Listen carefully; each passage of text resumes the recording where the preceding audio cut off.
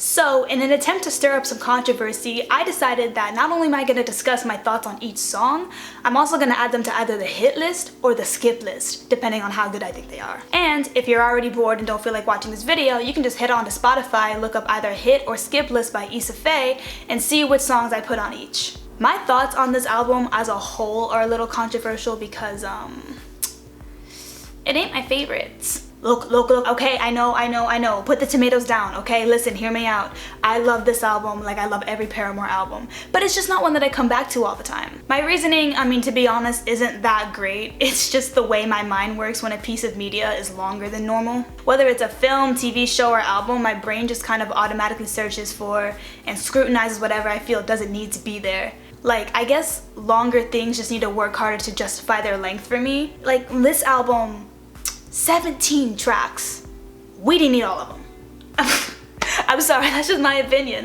We didn't need all of them. And also sometimes I feel like this album could get a little unfocused and a bit all over the place with both its sound and some of the messaging. I appreciate that they were bolder and experimental, but sometimes I feel like it didn't always pay off. But hey, I am totally open to changing my mind. This might come out my favorite Paramore album. Who knows? I think that's enough of an introduction. Let's get started. So the first track up is Fast in My Car. I love this song. Paramore typically always kills it with the openers, but I think only second to Hard Times does this opener do such a perfect job establishing not only the tone of the album, but also a lot of the thematic elements of it. It's a really great introduction. Alright girlies, enough talking. This song is hype as hell and I want to inject this shit straight into my veins. Let's go.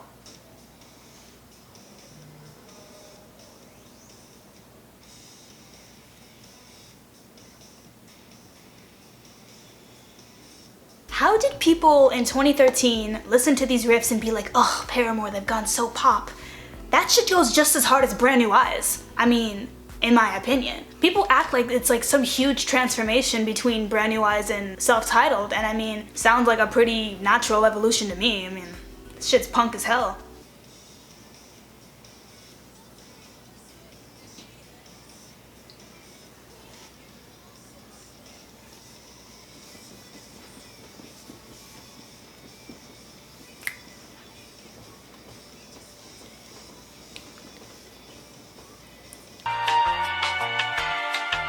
Girl, now I see why people do crack. That shit was... So yeah, this song is just as awesome as I remember it being. The point of the song is pretty crystal clear. It's to address the elephant in the room, that being the huge mess of how the Pharaohs departed the band at the end of 2010. And you know, even though Paramore did a couple things here and there for the next couple years after that, they really weren't able to escape the soap opera that the media had created around the situation, and it just kind of hovered over them for a while. So this is a really bold, confident declaration of them being just fucking over it. They're saying we're past this nonsense, we're moving on, we're driving forward, looking to the future, and that's kind of the central theme of this entire album. I mean, there's that one line saying we've got our riot gear on, but we just want to have fun. We've got our defenses up, maybe there's more mess coming our way, but right now we're just looking forward, having a good time. Basically saying we don't want any smoke, we're just here to vibe, but we could fuck you up if we needed to.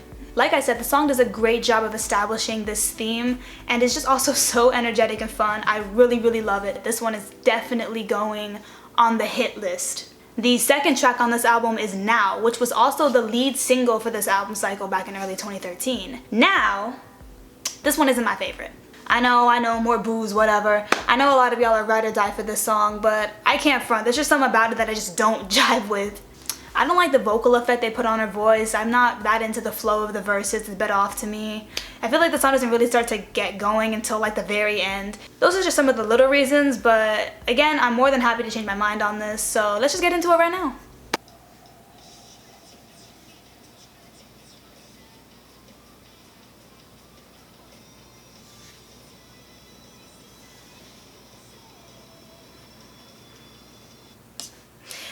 That line, I know I just talked mad shit about the song, but I did write that lyric on my arm every day in like 7th grade. So that's a little embarrassing for me. I just pulled up my own receipts.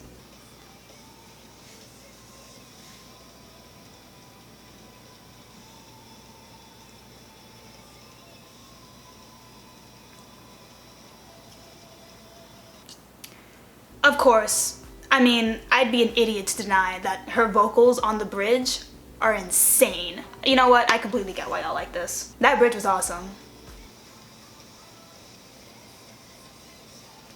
Wait, I'm like really liking this.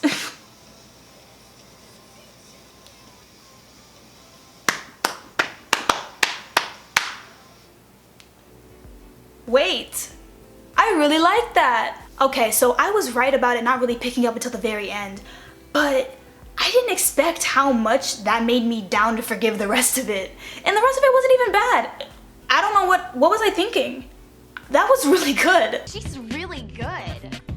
I really like the ambition in these lyrics about aiming to claim victory and not really let yourself be held down by negative experiences, even using them to learn and to grow. The video definitely helps with this sort of like visualization, but there's a lot of allusions to war and battlefields and those kinds of conflicts. And these attitudes, I'm guessing, are a way to try and kind of tranquilize the situation and put an end to the chaos, whether it be the media frenzy that surrounds this band or her own personal life, the band drama itself. I don't really know, but clearly there is a cycle that she's trying to end. I also understand the significance of choosing this as the lead single. It's their big comeback statement. Even though from a marketing perspective, this is not the song I would have picked. It's a bit experimental compared to mainstream tastes, but I completely respect the statement it makes thematically.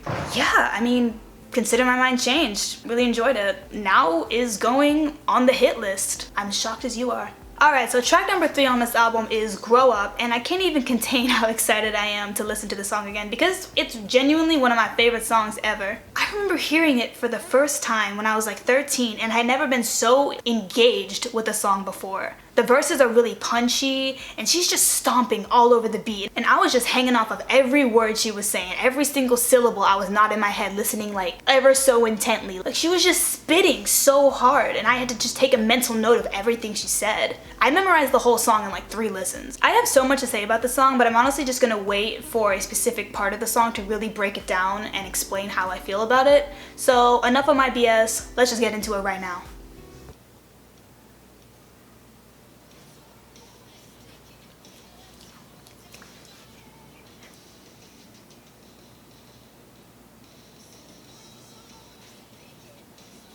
I love these sort of like 808 kind of breakdowns. The way they're blended in is just like so cool.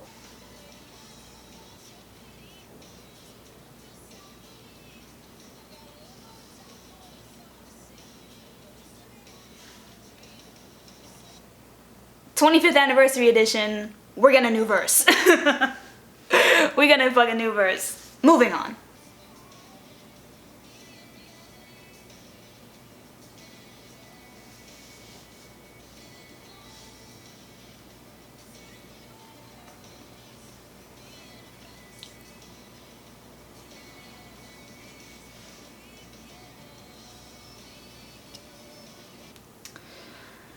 So, see, I've been waiting for the bridge to get into the real meat of what I have to say about this song. So far, I've been discussing these tracks in the context of the album and Paramore's career, and that's mainly because I have yet to really personalize those to my life. But with Grow Up, I've already felt like profoundly gravitated towards it, and this bridge in particular. We get along, for the most part, me in reality, the light in the dark. We live alone, 2 different worlds, me in a fantasy, you in your memories, but we get along, for the most part. Maybe this isn't the most accurate interpretation behind these lyrics, but just the verbiage of them really resonated with me. I've always related to the concept of essentially having kind of like 1 foot in each world, like my mind is being torn 2 different ways. Anyone who knows me knows that I was this really eccentric, kind of spaced out kid who never really seemed like she knew what was going on around her. And that's because I was a total daydreamer, really. I would spend half of my time in like some other dimension. I don't know where the fuck I was, I couldn't tell you, but I was somewhere that was much better than where I really was. I grew up in, let's just say, a less than ideal environment where I felt a lot of fear and pain from my surroundings and a real lack of comfort and support. It really fucking sucked. It really did. So that little girl that everyone thought was just zoned that fuck out of her mind was actually holding back a lot and finding a way to cope. Sometimes I wouldn't just be making up worlds, but I would also be kind of stuck in nostalgic memories, the rare times I did feel good. So to place this within the context of the song, or at least within my context, the struggle of staying invested in your own mind in the wake of having to grow up and accept real, tangible changes in responsibility, it's hard because, you know, I am getting older. And it was a real challenge to my kind of chosen safety net to listen to a song saying like, hey, you can't be doing this shit forever. You need to grow the fuck up. So yeah, in a way this song is a little uncomfortable for me to listen to, but thankfully I'm in a place where I don't need to rely on dissociation as much. For now, let's see where that goes. But right now I'm okay. I don't need to live in my own head at the time being. But also, I like how confident Hayley sounds and how upbeat the instrumentation is because it makes it feel empowering. Like, I can give this up. I can grow out of it. I can do it. I can grow up.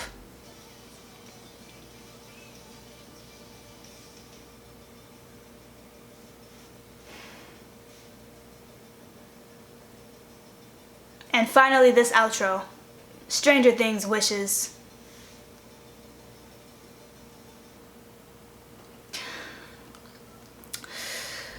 Wow, that almost made me cry. Hit list, hit list, hit list, hit list. One of their best ever. Let's move on. So the next track up is Daydreaming. As of right now, I've always had more of a neutral, sort of lukewarm feeling towards this song. There's definitely nothing wrong with it that I can point out, but it was just never one of the ones I came back to often. Nothing really stuck with me. But hey, I'm ready to love every Paramore song. So let's see if my mind could change again, just like with Now. Let's get into it.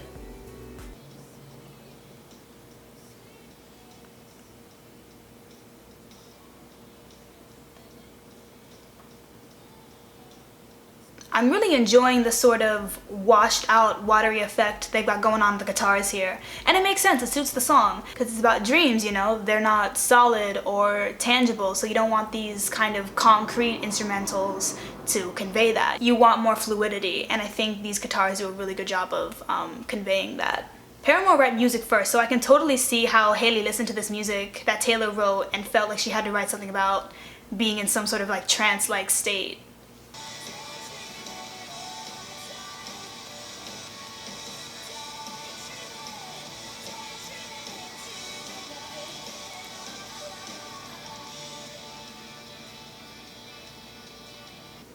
Okay, so this is probably because I just spent way too much time pouring my heart out about how Daydreaming sort of saved me from being completely hopeless and insane, but the song is kind of getting me in my feels right now. That is so odd that I've never thought of the song as an extension of that before. I'm kind of blown away right now. I'm like on the verge of tears. I know you guys can't see it. My eyes don't really water up that much when I'm emotional. But I'm really moved right now, actually. Holy crap, I completely didn't give this song its due. Let me get back into it, I want to listen more. You know what this song really does? This song makes me really want to be at a Paramore show. This song just projects happiness. I just want to like bask in it. I just want to catch some of it. This song was such a total like mood booster. Like I got myself so emo last song with Grow Up and now I'm just so happy. I can see why so many of y'all have a soft spot for this song. I have seen the light. I see what y'all see in it. I'm on y'all's side now. Before today, I thought this video was going to be on the skip list. It's not. It's on the hit list. So I'm a little embarrassed right now. I thought I was gonna come out here and be so bold and so controversial and add all your faves to the skip list like ha ha ha and be all evil. But here I am, sitting here, loving everything. I'm a sap, I just gotta own up to it. Although, I do think with this next song, I might hurt some feelings because I do not really mess with these interludes. To harken back to what I said about justifying album length, I don't really see the structural purpose of these 3 songs. They don't really segment the album into related parts, they don't add much thematically. Also, and about how they sound, not only have I never really been on the ukulele craze, but did Paramore not know about Pretty Odd? Believe me, I am no Panic stan, but like, even the echo effect on Hayley's voice is the same as those ukulele interludes. It's a little weird. I feel like this album is really timeless in a lot of ways, but these interludes kind of date it. These are all straight out of 2013 Tumblr. I mean, I can see the Arctic Monkeys, I can see the White Dogs, I can see the Super Hulock. Supernatural has a gift for everything. How many of y'all did I trigger with that? Let me know. This one, Moving On, track number 5, is technically my favorite of the 3. So, I mean, let's just give it a listen and see what happens.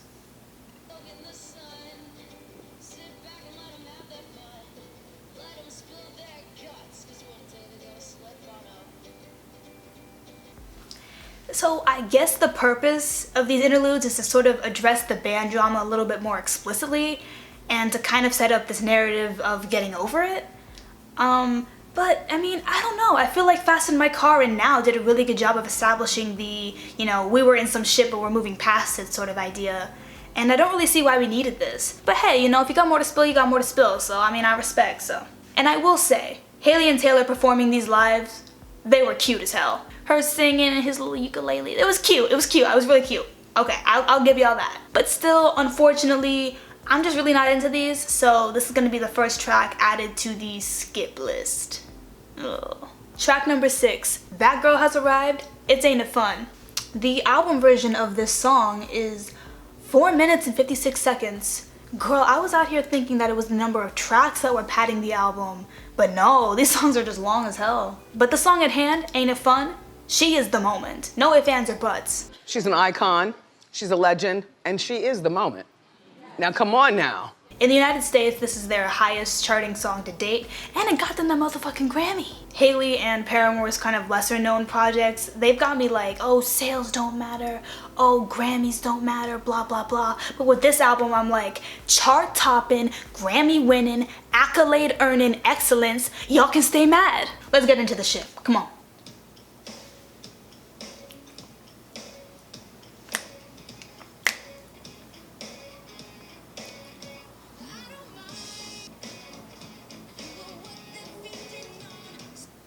If you know, you know. Ain't it fun?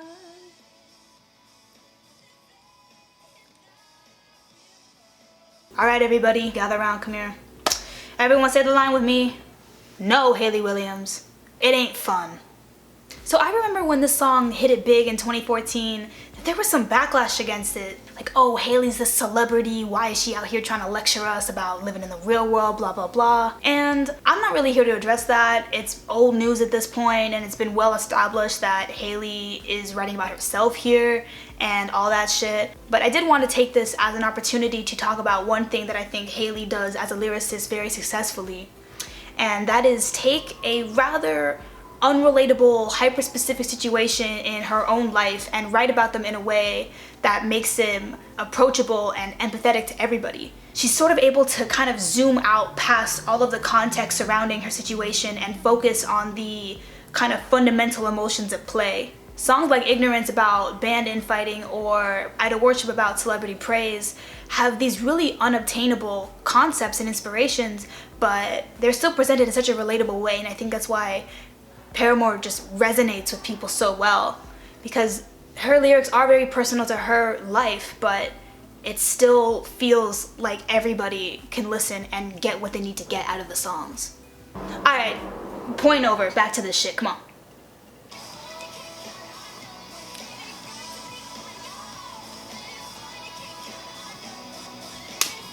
Oh, here it comes, come on, come on, come on, here it comes, here it comes, here it comes.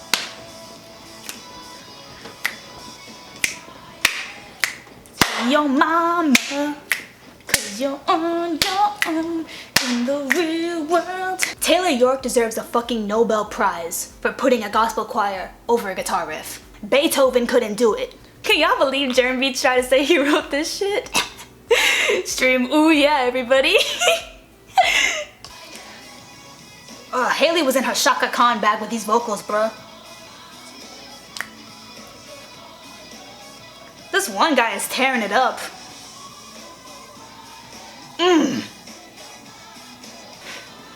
Paramore secured the black vote with this outro. You know, it's funny. Paramore fans tend to speak of this song as some sort of like a prelude to After Laughter with the happy music, sad lyrics kind of dynamic. But I don't know. Even though these lyrics are clearly designed to instill dread, I was so young when this song came out that I feel nothing but pure joy when I listen to it. I mean, people tend to joke that this song is like the go-to high school graduation anthem. It's like, ooh, you're about to enter the real world and all that. And they're so right. I mean, if I had a graduation, I could imagine it would have played during it. Anyway, maybe if I did have that event, I would have been able to think of it more critically and not just like a really fun childhood memory. But right now, I just think of it too fondly to get me sad. Do I even need to say it? Hit list. Hit list, hit list, hit list. Part 2. Let's get it. So, as everybody knows, this song is a sequel to Let the Flames Begin off of Riot, and it completely outsold. Like, I'm sorry, it really did. This song is my religion. This song makes me want to embark on some sort of like holy crusade. Like, I want to charge into battle with the song playing. It is by far my favorite song on the album. This shit like transcends me to some like higher realm. Enough of my rambling, let's get into the spirituality. Let's press play.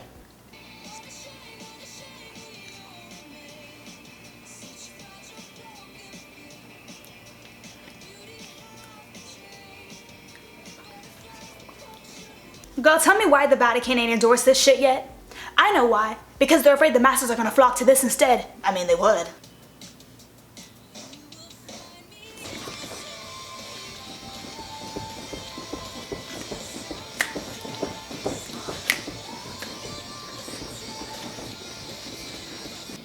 I can fuck you.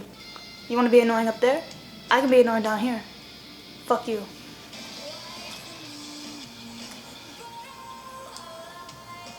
Ooh.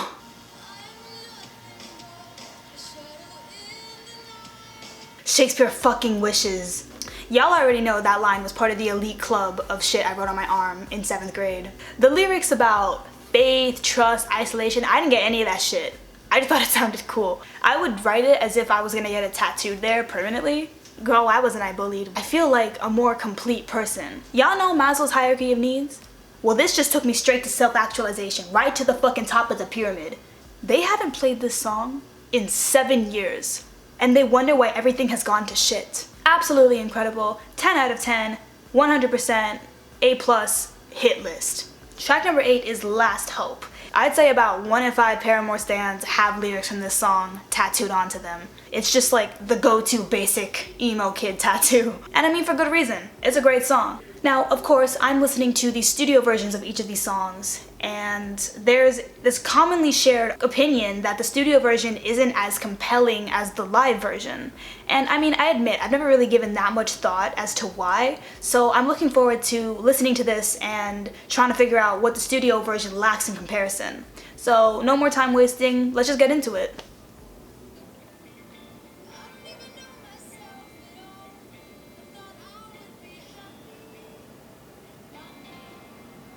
Girl, same.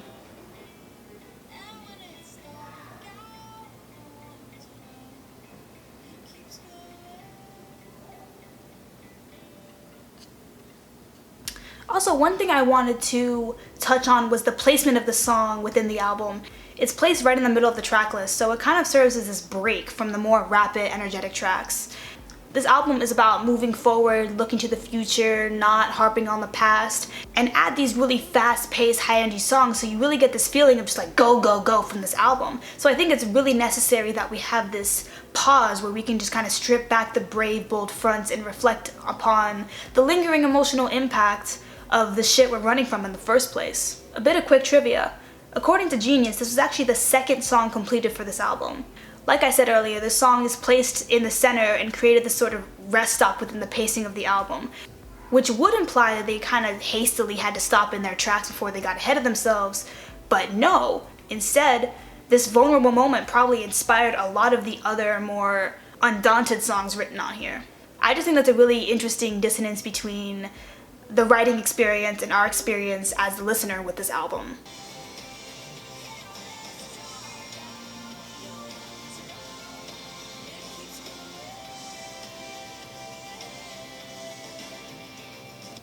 The repeating line from the chorus, which reads, "It's just a spark, but it's enough to keep me going, and when it's dark out and no one's around, it keeps glowing," is like sort of the big contribution to the album's main themes from this song. Once again, we're referring to driving forward and perseverance, but we just can't blindly allow ourselves to walk into some more nonsense. Think back to Fast in My Car, that one line, "We've got our riot gear on." We need to have some sort of defense or foundation. And when reliable people drop like flies and good luck runs out, the best source of security should be found within yourself. My father's later life was basically just a string of bad luck. So literally every single time I saw him, he would go in his Slavic accent, he'd lean over to me and say, "Only trust yourself, Fefe. Never trust nobody." A, thank you, Dad, for the trust issues. And B, I think there is some truth to the idea that you need to have the most solid faith in yourself.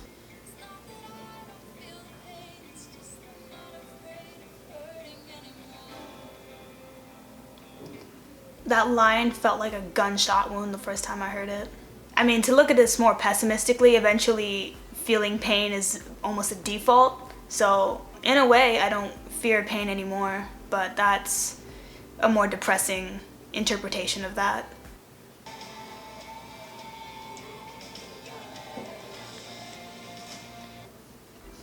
So now that we're at the final chorus, I'm kind of getting at why people think the live version is so much better. I can tell with the way the song is kind of swelling right now that this was clearly designed to be some sort of like audience chant sing-along kind of moment. And in comparison, this feels a little empty. It feels like it really does need that crowd there to feel as fulfilled as it could be. Still pretty good though. Overall, really solid song. Completely get why it's so beloved. Hit list, easy. Up next is the other banger of this album, Still Into You. The soundtrack to a million stan edits. A song so good that Hailey found a way to reclaim it, even though most of us would have definitely tried to forget it existed. I mean, let's be honest here. Girl, I'll just be walking around, minding my business at Walmart or some shit, and this song starts playing, and my day is just instantly better. It is the mood booster. It's literally a perfect song, just pop rock excellence, the same way that That's What You Get is. I don't really have all that much to say about the song, to be honest. It's just the textbook definition of a catchy-ass song that deserved all the success it gained.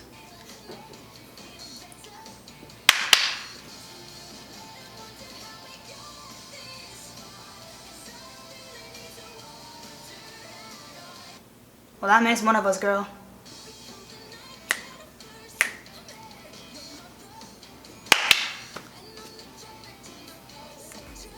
Just a little thing, I love how the first verse started with count and the second verse started with recount.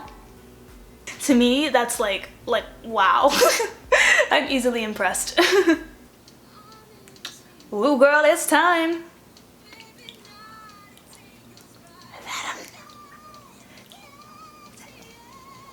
Oh!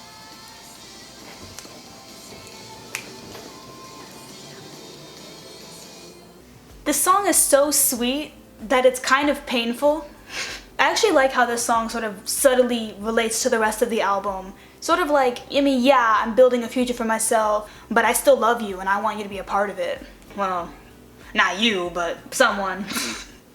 We're thinking abstractly. Of course, I am more than happy to add this to the hit list. It's simply a banger. Song number 10 is ANKLEBITERS, which is actually one of the shortest songs on here. It's about 2 minutes. This is also just one of those ones that I've never really gotten into. It feels kind of like Last Hope and ANKLEBITERS are part of the same sort of toolkit about building yourself up in order to ensure a more positive future for yourself. But I don't know, I just feel like this song isn't as compelling. And I mean, I get that it's more of a lighthearted song, but to me it just gives filler because it's not that interesting musically either. But again, I've changed my mind twice with 2 songs, so let's see if this can change my mind as well.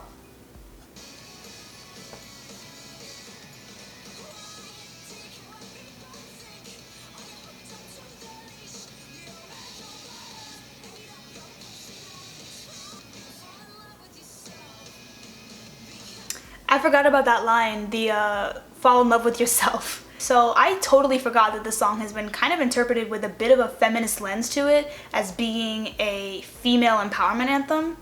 No, it's funny, because one time Hailey tweeted some shit like, "Misery Business shouldn't be on a female empowerment playlist. Try ANKLEBITERS," and it's like, we're good. I will elect to keep my internally misogynistic bop. Thank you. Jokes aside, I really do appreciate the messaging behind the song. I'm just not that into the song from a musical perspective. Unfortunately, this listen really wasn't able to change my opinion of the song, so this song is going on the skip list. I'm sorry, women. The next song we've got is the second interlude of this album, Holiday. Again, I don't know if this is supposed to be some sort of break. A bit more casual, less serious and introspective, but I mean, I feel like the last person who should be able to say this, but I mean, it's a little juvenile. This song was written by none other than Germ Beats himself. Oh, yeah. Mans wrote one song, and it's one interlude, and it's still the worst one. I love the statistics of that. You're one shot compared to the 70 plus shots that they've got, and you still fuck it up the worst. Let's just play this shit. Let's get this shit over with.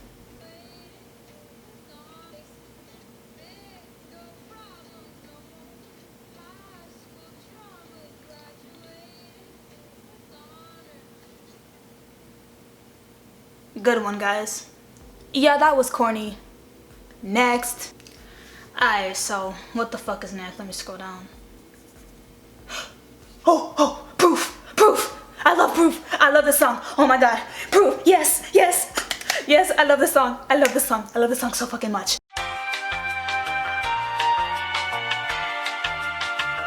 Yes. I'm aware that this is one of the songs that has been contaminated.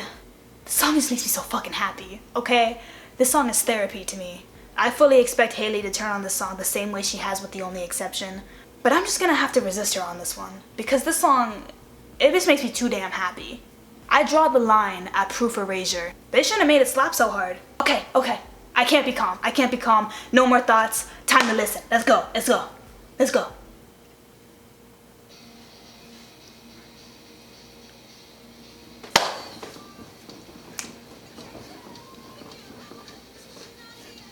Okay, I will say that opening line is really funny. It's really hard. Can't cry to myself because you're not here. The way this song sounds like Still Into You's edgier older sister, it's so good. It's like this pounding, exhilarating experience. I love songs that make you feel excited and like pumped up about it. It's like really fun.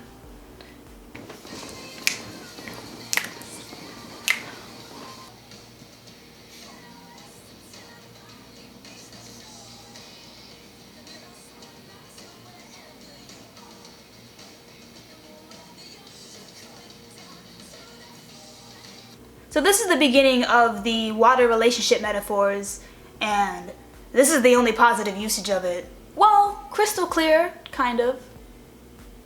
Yeah, okay, crystal clear, never mind. We start with a positive, and we have a bunch of negative, and then we end on a positive again.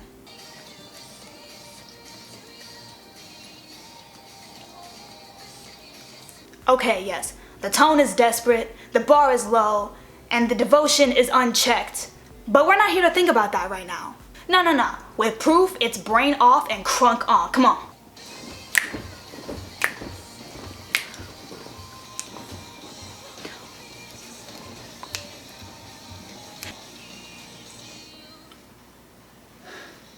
As all of you can tell, I love that. 10 out of 10, certified bop. Again, we are not here to think critically for Proof. We are here to turn up, add the song to the hit list, and move the fuck on. Next song. Oh, now we're getting to the sweet shit. We've got Hate to See Your Heart Break. This song gets a lot of shit for reasons that I don't really even get. I think everyone just hates that Joy Williams feature and projects it onto this version, which is some bullshit, because a song about Taylor York should not be subject to slander. Let's get into it.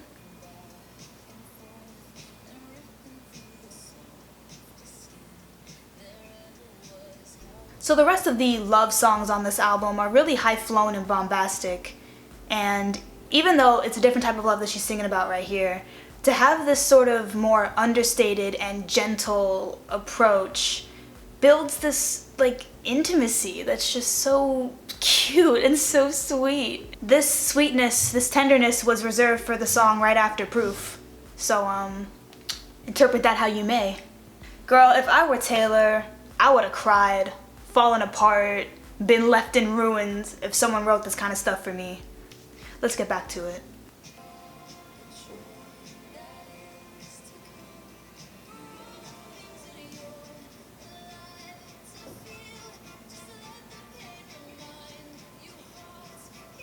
The bridge ascends with the strings. I am such a hoe for strings. You could put strings on anything and I'll think it's good.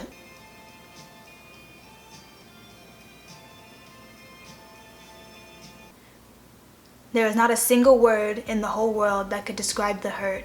The dullest knife just sawing back and forth and ripping through the softest skin there ever was. I'm not showing it on my face, but I'm in ruins right now. Oh my god.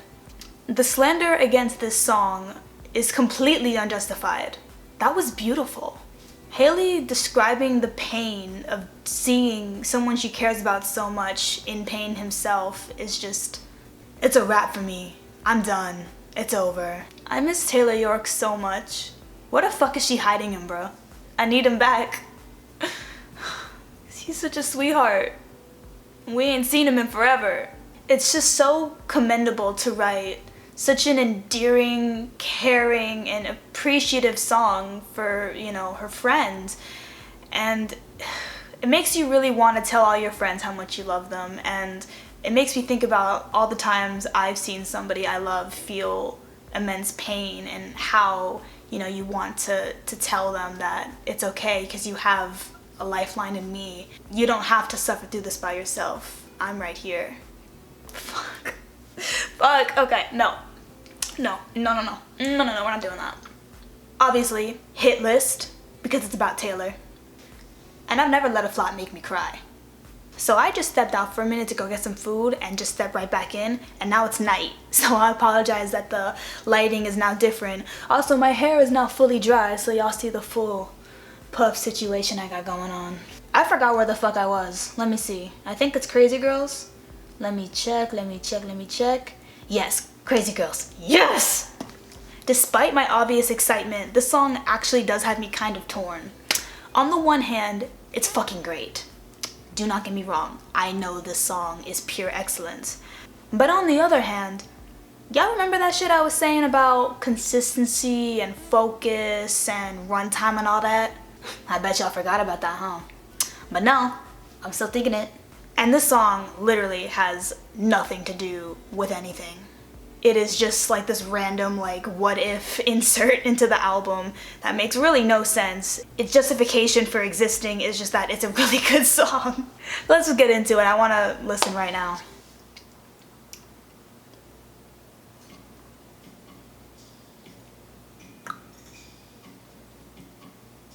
Reminds me of Cell Block Tango, this part. Cool little allusion to sort of like quote unquote demented, unstable women.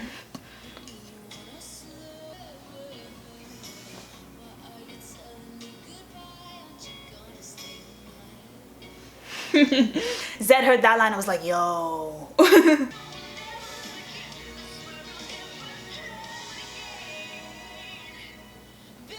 Hailey has such a talent for emoting through her vocal performances.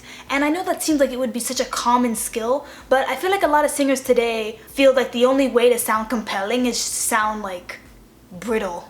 Like, what happened to the performance? The acting, the drama? Like, girl right now, Hailey, she's going for the Academy Award right now. She's giving delusion, she's giving desperation, she's giving insanity. I love it. She's an actress in this song.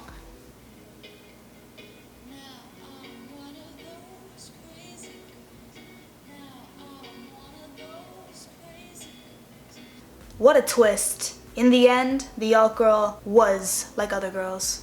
So, hit list, obviously, but it's really interesting that Hailey, who was not typically a concept writer, put so much into this hypothetical scenario where she acts out as a result of a breakup. And to not even put it on the deluxe, like this gets a featured spot on the official album. Therapists would be taking notes. That's all I'm gonna say. Moving on. Now we've got I'm Not Angry Anymore, which is the final and shortest interlude. I'm running out of things to say. Let's just fucking do it. Okay.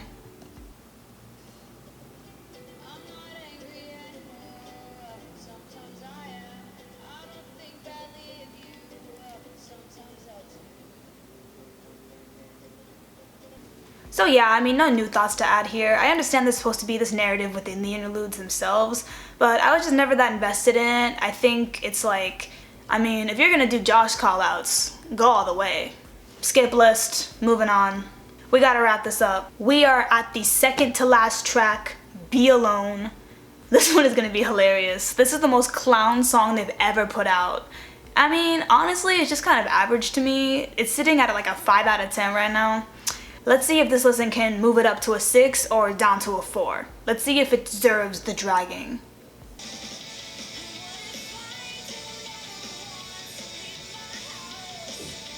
She's so relatable.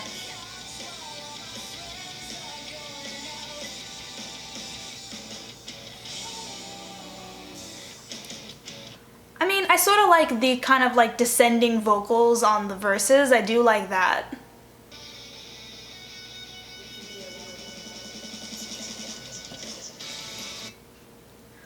Ew, what the fuck was that? Jump scare.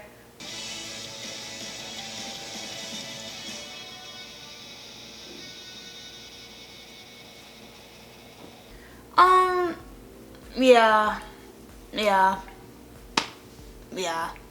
So tell me it's okay didn't make the album, but this did. Let's just move on. Skip list.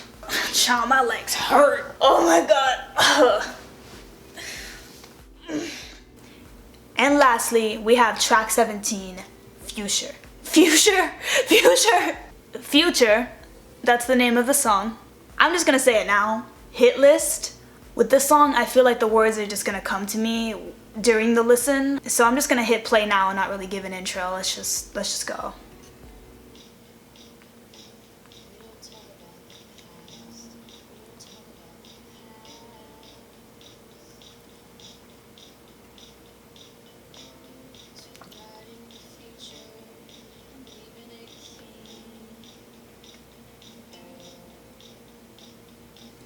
In my opinion, this is their best closing track. For this album, it perfectly encapsulates the concept of continuing forward despite the future's uncertainty and how easy it is to kind of revel in past pains. There's not a lot of metaphor in this song, so it transcribes these main themes pretty literally. I guess you could say this is like the thesis of the album.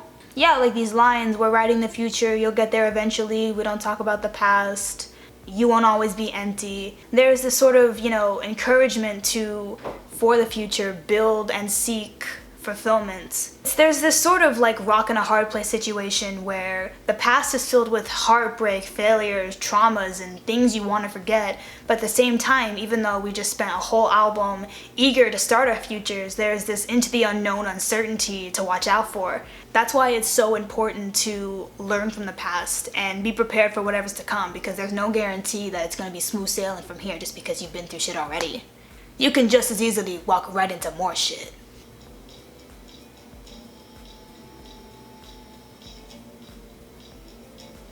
Feels weird to listen to this and not the Paramore version, where she's just like, ah.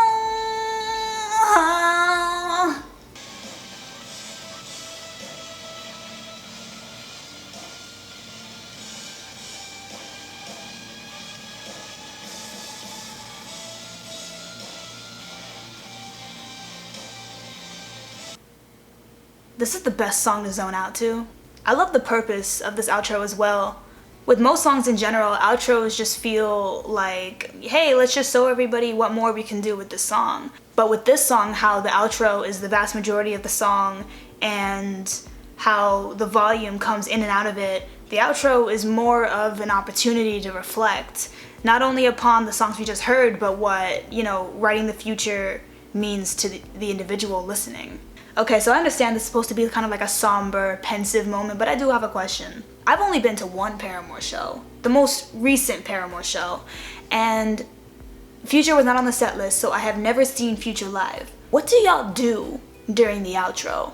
Do y'all just stand there? Like, what if there's someone there who's just not feeling it at all and they're just standing there like, for like 10 minutes? That must be a lot. The song's always a trip to listen to. Very good for long car rides. Outro time, let's go, let's do it. So that was Paramore's self-titled album. I am exhausted. This album being long as hell paired with my inability to shut up. Honestly, a toxic relationship. This doesn't take away from the fact that I had a really, really fun time making this commentary. I guess my closing thoughts would be that this album was a lot more consistent than I remember it being.